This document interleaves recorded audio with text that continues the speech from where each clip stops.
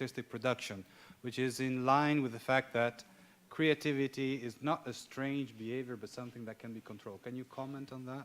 I mean, I think when hearing Todd's presentation, I think my explanation was, yeah, the C pluses, they know what to do next. They intuitively know how to move through the process. And a lot of what our respondents were doing as teachers were actually giving the clues and the values about what you do. A lot of them talked about the generative strategies, what to do if you got in a hole, what to do if you got stuck.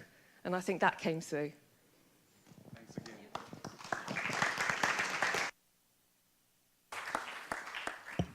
Okay, now we move on to Christiane Kirsch. She will talk about creativity in architects. She has a master's in psychology, mediation, and working on art therapy now. And also she's a professional dancer. I'm not suggesting that is your question to her in the end, but she is. And please, the floor is yours. That is for moving your slides.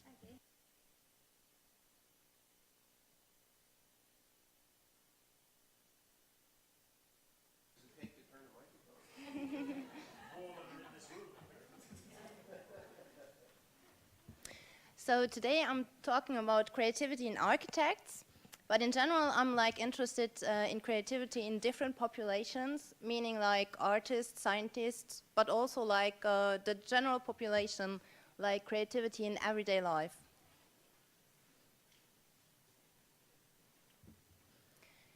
So we can say that architects, they embody personality characteristics of almost all creative types simultaneously, meaning that they can be considered as artists, but also as scientists, and maybe also businessmen, because they have to sell their products. And so we looked at those personality characteristics that artists and scientists, they have simultaneously, meaning, like, for example, if you look at fluid intelligence, you see that in both disciplines it's important. And also like openness to new experiences, and psychoticism. So psychoticism is like a personality characteristic, meaning like a tendency to psychosis. And it's characterized maybe by hostility, anger, impulsivity. And we looked also at ego strengths. So we can consider ego strengths also as emotional stability. This means like it's the opposite of the continuum of neuroticism. So we see that for scientific creativity, emotional stability seems very important, whereas for artistic creativity, less. But so in this study we have different hypotheses, so that we have a positive correlation between fluid intelligence and creativity, between openness to new experiences and creativity, between psychoticism and creativity, and between ego strengths and creativity.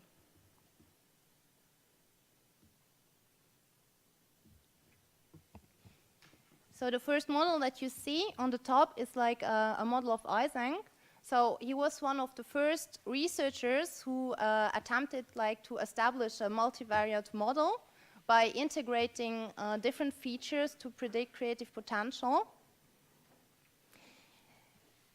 So our model that you see down is very much inspired by the model of Eysenck. So we try to create an innovative model of prediction of creativity. But so this is a simplified version. It's more like only the last part of the model of Eysenck. So we believe that psychoticism, so high psychoticism, influences creative personality, and that their intelligence and ego strengths become very important, to realize creative potential. So in this case, creative personality is represented mainly by openness to new experiences.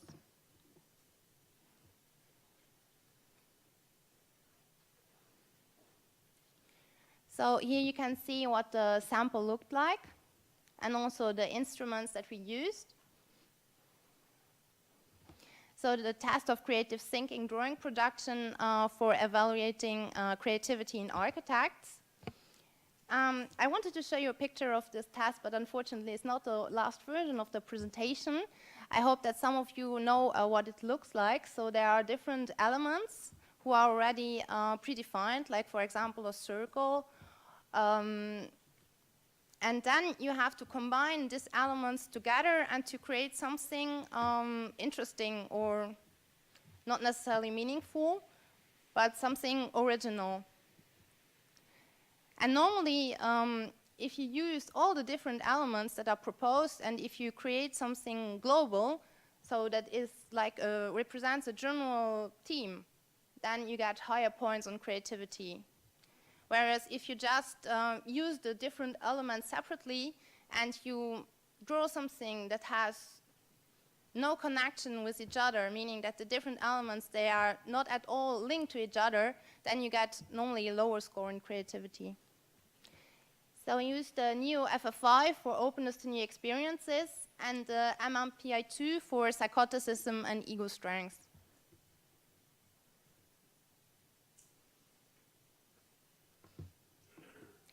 So here to evaluate creative potential, we built different scores. So we had the factor of originality and the factor of adaptation, because both originality and adaptation are important for creativity and are integrated in the definition of creativity.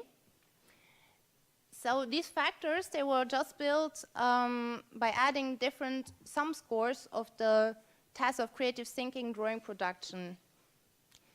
And then for originality, we added another score, that is statistical originality, and this represents only like the percentage of people in this sample who used a specific idea.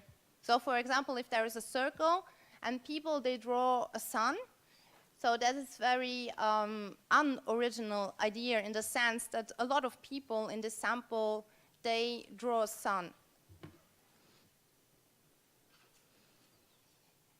And then finally, creativity. The creativity score is realized by the ratings of judges. But so in this study, I couldn't yet integrate the ratings of the judges. But so it's ongoing, so we are still working on it.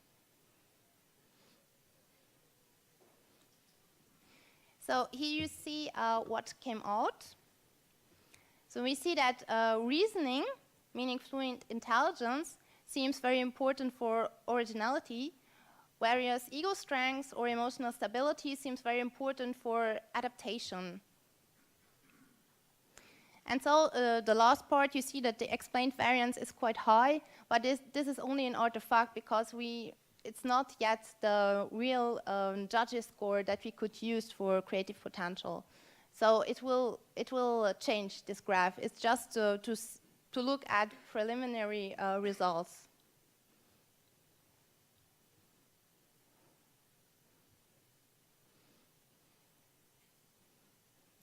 So then we have the impression that fluid intelligence seems very important for generating a maximum of innovative ideas, whereas ego strength takes the role of selecting among these ideas those who are adapted to the context. And it could also be that ego strength here takes the role of discerning creative productions from bizarre productions. So if it's not adjusted to the context, then it could also more easily get interpreted as a bizarre production.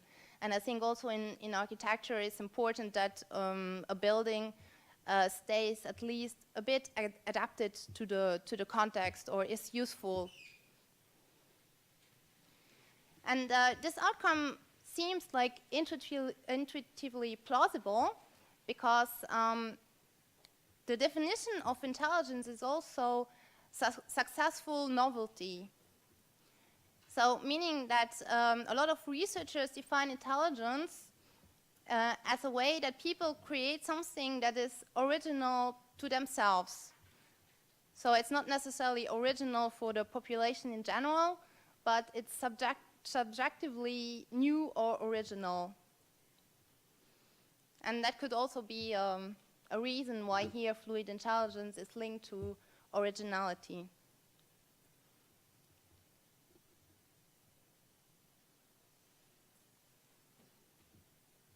So, thank you.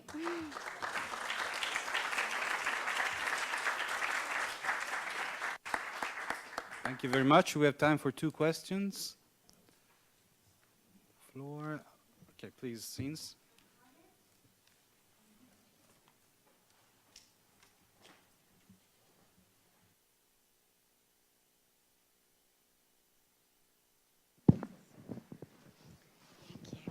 More of a comment, really. That the ego strength that you related to adaptation and selection, and the low creatives in the other presentation, and not knowing where to go. If you don't have that courage of your conviction, if you don't notice what's going on, if you're not able to select because of your ego strength, the same thing happens. I just wanted to point out the similarity. It's really nice.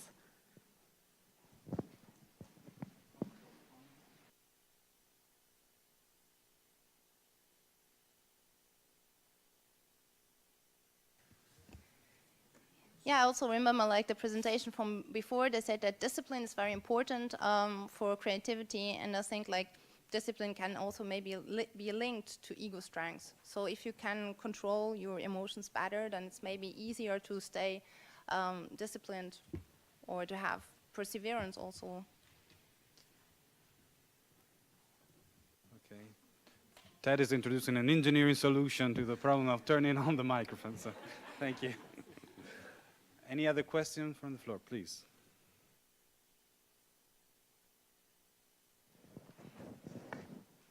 Thank you. Do you find it difficult to use the same metrics or the same approach to the teaching of creativity to focus on architect versus artistic endeavors?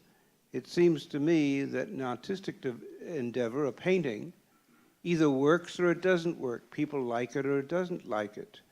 However, in the case of an architect, the house could fall down.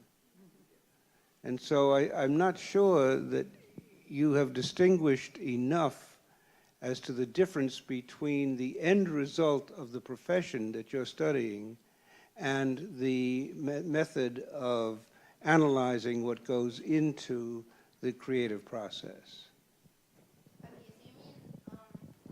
So you mean because I used a drawing test to evaluate creativity in architects and not like a building that they created? No, what I mean is that the penalty for failure of an architect is far greater than the penalty for failure for a painter. Yes, in some sense, but also when I was in the School of Architecture, I also realized that most of the time, like the architects, they really create something very innovative, and then it's like the engineers who have to see that it works out. So I'm not. Yes. With this answer, we give a round of applause to Christian. Thank you very much. Thank you very much. And we move on to the last presentation in this session by Per Ahlström on Topoi as a tool for exploring ideas and arguments in a design process. Per is a fiction writer. He has a background in rhetoric and argumentation, and is a PhD fellow in design at the Royal Danish Academy of Fine Arts. Okay, so Per, the floor is yours. Thank you.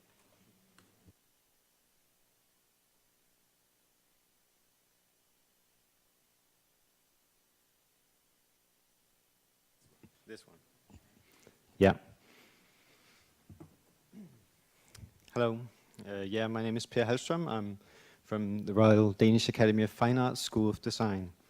And I'm really happy to present in this old university, because at the institution where where I do my research. I'm considered the one who has his head in really ancient books, since I'm looking at Aristotle and Quintilian and Hermogenes, which is very rare in design studies. So I'm going to introduce...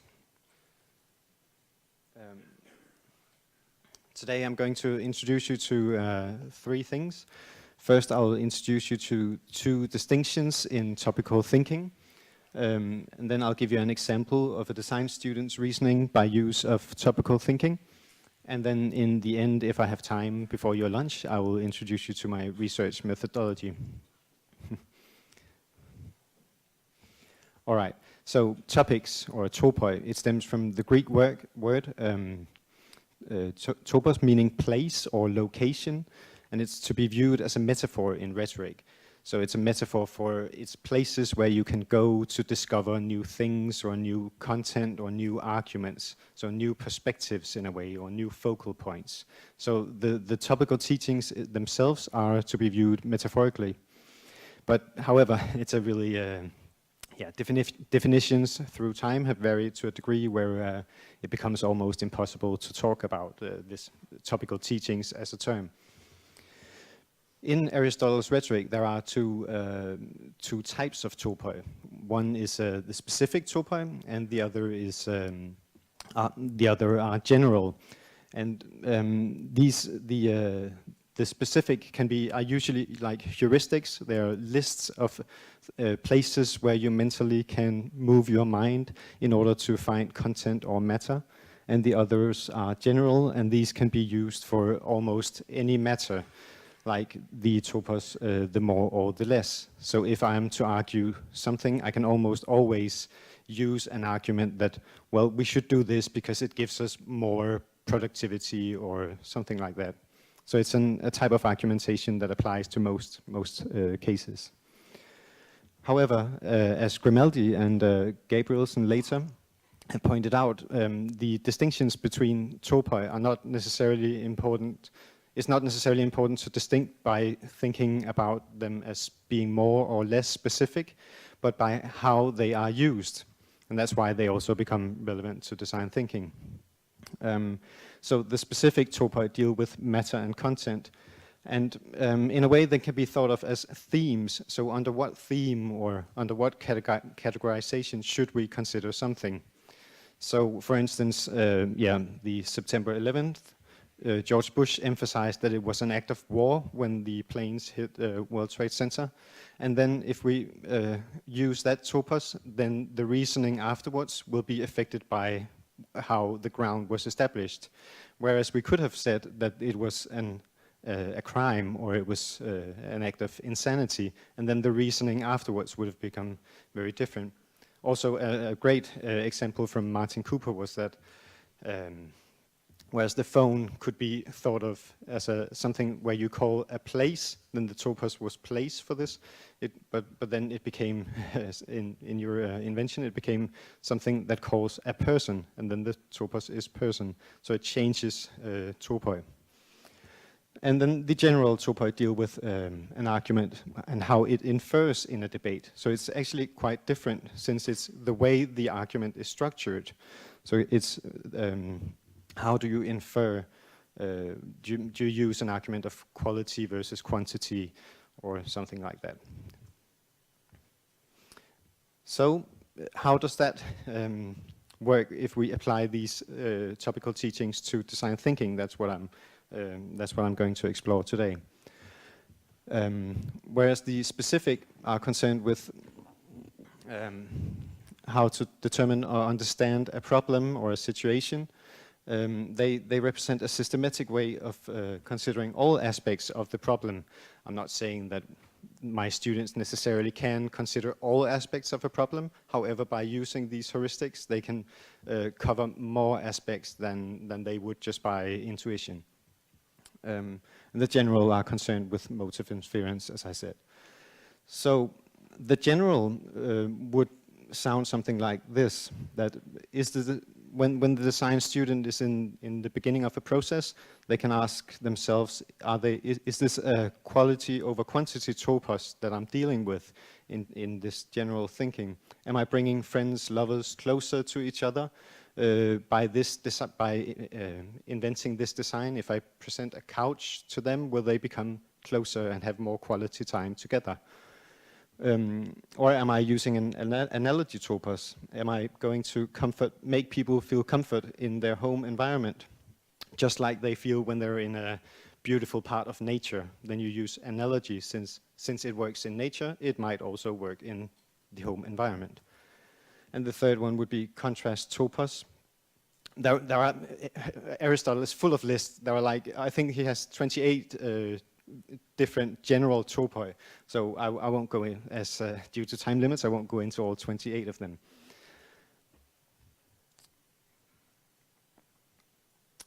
This is the next thing I'll present is a design student. She's called Eleanor, and she's part of a group of students that I work with. And I'll introduce you to how she looked at the problem, or looked at the design problem by using a topical thinking invented by Hermogenes.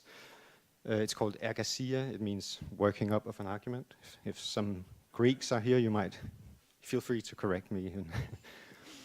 So Hermogenes has these two schemes or two heuristics where if you are to consider a problem, then you can think of it as is the problem in place, in time, in way, person, cause, act.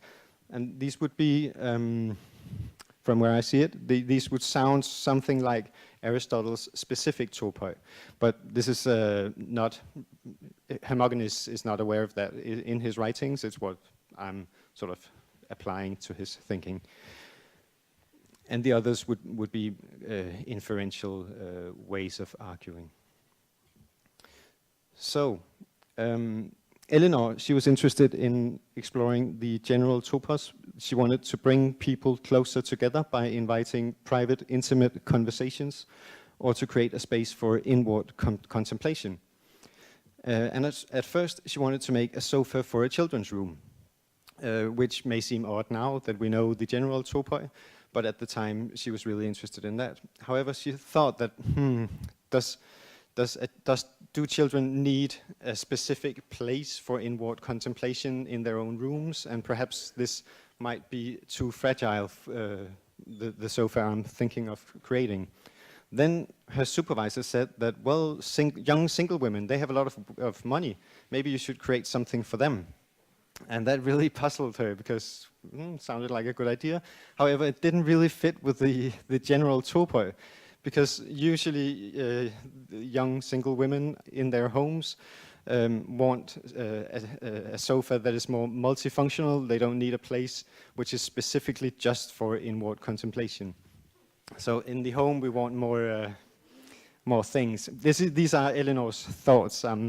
Please, yeah, not trying to be categorizing too much.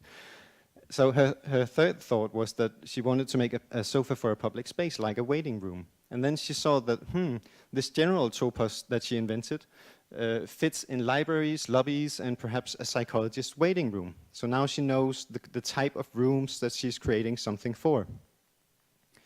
And then she can start using Hermogenes' circumstance topoi. So she considers the place topos, and she considers the problem. What is the problem in these places? Well, if we don't feel comfortable and private in these rooms, for instance, in the library, then we do not want to stay there. We don't want to think, read, or contemplate in these rooms.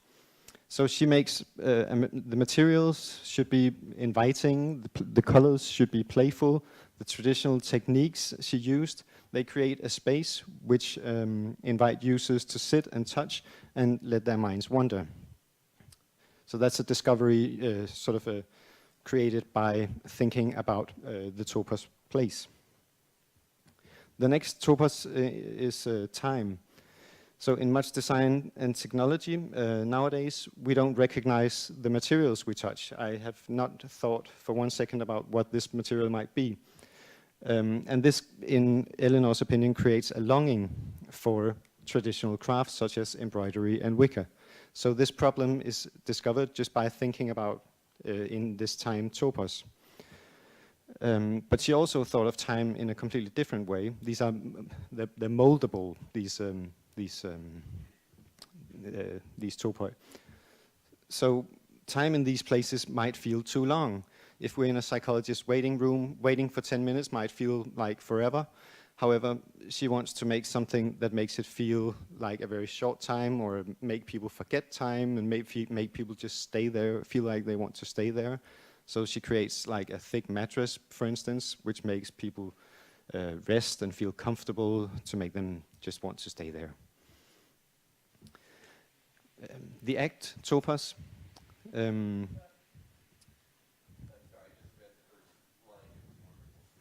Oh. Well, when having intimate conversations, it's from Eleanor. It can be difficult to know where to put your hands or where to look. Yeah, that's a common problem when you're having intimate conversations. I can see that. So it wasn't intentional. Sorry. It might feel too intimate if you're sitting there staring at each other. That was the thought behind this. So she made a sofa that sort of gives subtle, or creates these subtle distractions to the persons in the sofa. And also, when you're contemplating or reading, one needs to be able to move freely and feel comfortable, and this is provided again by the thick mattress. So all these choices and all this reasoning about how to choose is actually sort of sparkled by thinking in the way Aristotle described, or in the way Hermogenes described, this topical state of mind. I'll skip through the rest of them, but it's just skip to conclusion. The big question, of course, is does it make better products? Having this topical state of mind, or having these topical teachings introduced in design schools? I don't know, and actually I don't even care, because because that's not the aim of my research. It's just the question that comes to mind, obviously, when I present. Because the aim is to teach designers to reason about and find arguments for their choices. So there was in the end, I'd like to go back to where we started this morning. That it's about creativity was defined as generation of new ideas that impact the world, and what topical teachings can do is it can help design students reason about how to impact the world. Thank you.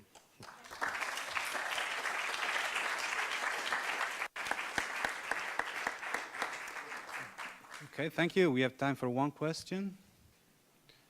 Please, Vint.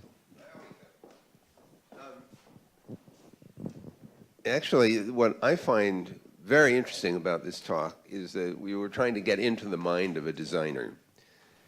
I'm now wishing that every designer would make a little card to go along with either the painting or the sofa or whatever they made, saying what were they thinking at the time when they designed it.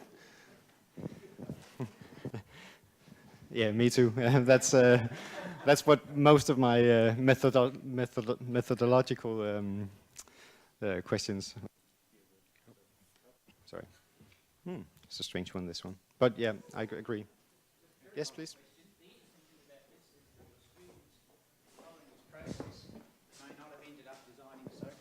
That's the lovely thing Yeah. about it, that you're pushing and you're getting down to the sort of core issues and Yeah. examining the context of the work. Yeah. And that's the lovely thing about this, that it actually could go beyond the sofa. Yeah, the solution. I'm really happy that you point this out, because it's Excellent work. I thank you. I totally agree. Hopefully that will be the outcome. Sorry? You can entitle your talk Beyond the Sofa. Yeah. Very good. Thank you. Okay, well, please join me to give him a round of applause again. To conclude the session, I would like to ask Ted Rappaport to give his closing remarks. Maybe Akansha, if you want. Okay, well, thank you. Well, for the engineers and scientists in the room, I don't know if you feel like I do, but that was a wonderful respite and very different from how engineers see things and deal with things in a lecture format. It was quite exciting. I'll just summarize what I saw, and Ankasha, feel free to jump in, but quite remarkable. Todd Lubert talked about ideas, the incubation to illumination to verification, and he mentioned there's a mental model. When designers are creative, they have openness. They need openness, and they have to be open to their dreams, and they have to have extremely strong self-criticism, emotional strength, and strong personality, which I think engineers who are creative also share those traits. The big question was, how do you evaluate the art students who were C- or C+? Because maybe one of the C- students had the personality and the ability to change the minds of the judges, which is where great breakthroughs often happen. But connecting the substates of the steps to thinking and organizing ideas was fascinating, I thought. And the feedback loops and the processes taken, how the stronger students first got the documentation and kind of chewed around the idea before they dove in. And the ones who just started experimenting and quickly were stressed out without doubts, without much planning, seemed to do poorer. And then the study showed, Todd showed that the high creativity engineers have a strong realization, association, and illumination in the end of the project. So these traits look to be common amongst artists, designers, and engineers. Jill and Judy talked about fine art education. And a remarkable statement, I thought, was that contemporary creativity literature is missing in art school. So the students don't really learn about contemporary creativity, yet that's what they're attempting to do. And in engineering, you often build on the shoulders of giants and really build on a base. Yet the key traits of ambition, intuition, and organization were key to the artists that are great. And yet, why art cannot be taught was a theme. So you wonder why there's art school if art cannot be taught. But they went on to show practical strategies, which are volume of work, hard work, learning from making. Tinkerers, the engineers, the Silicon Valley, the internet, great artists all share that. Discipline and self-determination. These are common traits. And knowing the past, the artists do read the big book of the great masters. So they do learn on the shoulders of giants. But I thought the greatest line was when Judy ended with genius. Genius, the original thinkers, you know it when you see it. And that's really what makes an artist. You know it when you see it. And how you get there is, I think, still a gap. But if you look at Bob Kahn and Vint Cerf and the internet, they had this playground to innovate. They were able to think and foster their creativity with DARPA and the internet and research. And Ankasha mentioned how she finds relating to her life and being able to pursue her passion in a creative environment lets you develop the discipline and self-determination. That seemed to come through for the art studies that you mentioned as well. Christiana Kirsch talked about creativity in architecture. And what I thought was wonderful is she talked about the openness and the conscientiousness. These are common traits needed to be successful in architecture. And also you have to be psychotic. I thought that was really a revelation. There's a healthy dose of psychosis for very creative and successful engineers and architects. And you know, she's right. Andy Grove, the chairman of Intel, wrote a book, Only the Paranoid Survive. So this happens in engineering as well. She mentioned ego, strength, and intelligence. And I think if you sat in one of our Marconi Society board meetings, you'd see that these inventors of great things have a very healthy ego and a very strong intelligence. But you know, what she said at the end was, she introduced the end when someone asked a question, and I thought it was just so brilliant. When she said, yeah, the architect comes up with great thing, but then it's on the engineer to build. What she was really pointing out to all of us is how interconnected we have to be, and to make the great breakthrough, you really have to tie things in together. And there's a great book, Walter Isaacson wrote a book about Steve Jobs, and if you read that book, you will see an artist and an engineer and a designer discussed, and the passion and all these topics that Christiane and Judy and Jill talked about are in that. And then finally, Per Hallström gave a talk. I really don't know what he said, but it sounded very, very nice. Actually, no, I'm being facetious somewhat, but that's kind of, an engineer would have trouble with that talk, but I saw a lot of people really got it. I did hear him argue something that you can argue something that gives us more productivity, and there's themes and topics, topos, topi, that deal with general versus specific. One thing I took out of that was that young single women have a lot of money, and that was news to me, and so that's a valuable data point. But to be quite fair, he did give a fascinating look at an individual designer and the process she took to be able to come up with a result. But at the end, my engineering side got puzzled again, because he said there are two distinctive ways to establish the design. He doesn't know which is best, and he doesn't really care. And that's where the engineer comes into play, and they want to make it work. So I think we're getting somewhere with this. We see there's a lot of common traits. A lot is passion, a lot is personality, a lot is ego, but it's hard work and determination and self-confidence to push the end of the envelope. So thanks to all the speakers for this very interesting session.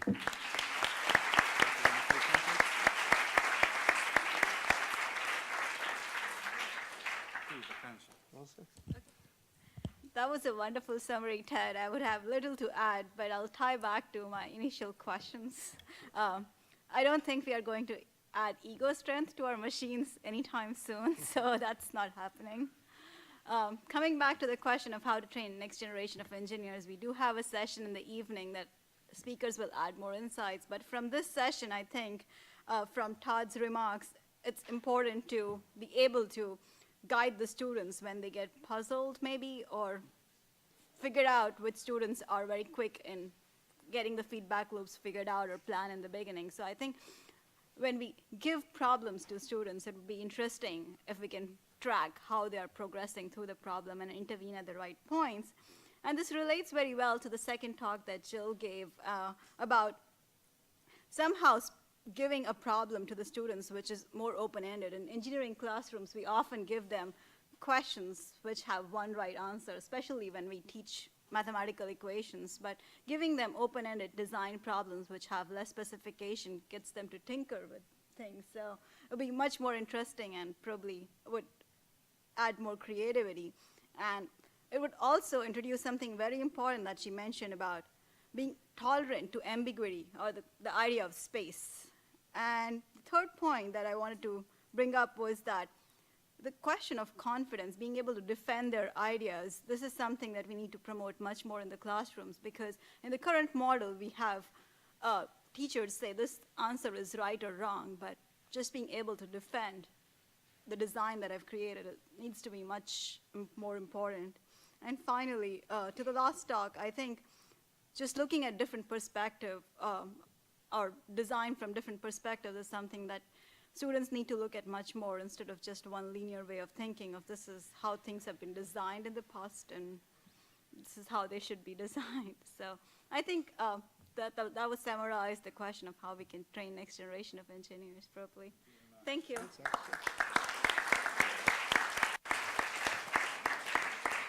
Okay, so it's time to sum up. I just want to say that Ted and I, we're doodling with paper, but she's writing on an iPad, so we're showing our age. Yeah, I'm sure. We will start back at 2 o'clock sharp, so we'll cut a little bit the lunchtime. I just want to say a service information for the speakers in the next session. To please come up and upload your presentation now and give me your CV notes so we get prepared. So please have lunch and rest and keep talking about the topics. Thank you very much.